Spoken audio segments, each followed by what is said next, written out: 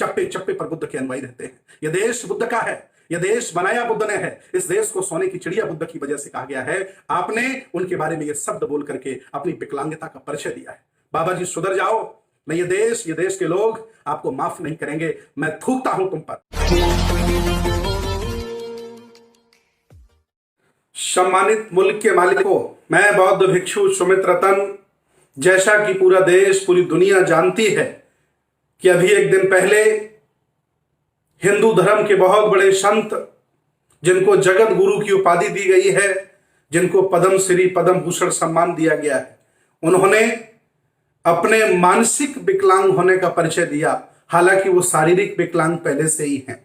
उन्होंने भाषण देते समय कानपुर विश्वविद्यालय में तथागत भगवान बुद्ध को अपमानित किया, उनकी घोर निंदा की और उनके दर्शन की वजह से भारत नपुंसक हो गया है, ऐसा कहकर के बुद्ध के दर्शन को, उनके अनुयायियों को जलील करने का प्रयास किया है। एक तरफ ये कहते हैं कि बुद्ध हमारे अवतार हैं और एक तरफ अपमान करने से भी नहीं चूकते।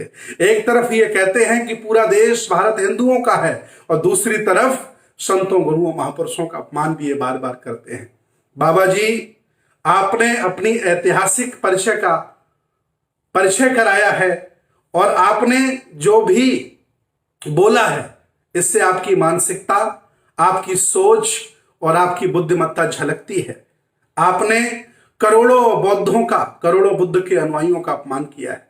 मैं अपील करता हूं एज ए बौद्ध भिक्षु होने के नाते कि आप 2 दिन में सामूहिक देश भारत के बौद्धों से माफी मांगिए, नहीं तो हम लोग प्रत्येक थाने में आपके खिलाफ FIR कराएंगे।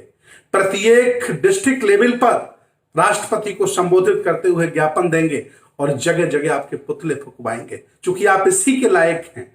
हालांकि पूरी दुनिया जानती है कि तुम्हारी संस्कृति क्या, तुम्हारा दर्शन क्या है, तुम्हारा धंधा क्या है।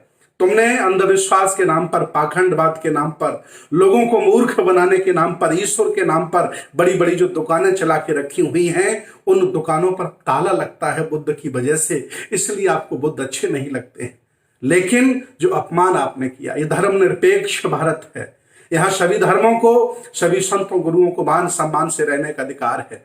आपने जो कुछ किया है बहुत गलत किया है। स्वामी जी, मेरी अपील है, मैं 3 बार ट्राई कर चुका हूं आपके मोबाइल नंबर, आपके कभी PRO फोन उठाते हैं, कभी प्रोफेसर फोन उठाते हैं। मैंने चित्रकूट के DM से भी वार्ता करने का प्रयास किया है कि बाबा जी से कह दो कि वो माफी मांग लें, नहीं तो तुम्हारा विश्वविद्यालय भी हम घेरेंगे और कहीं तुम्हें निकलने नहीं देंगे।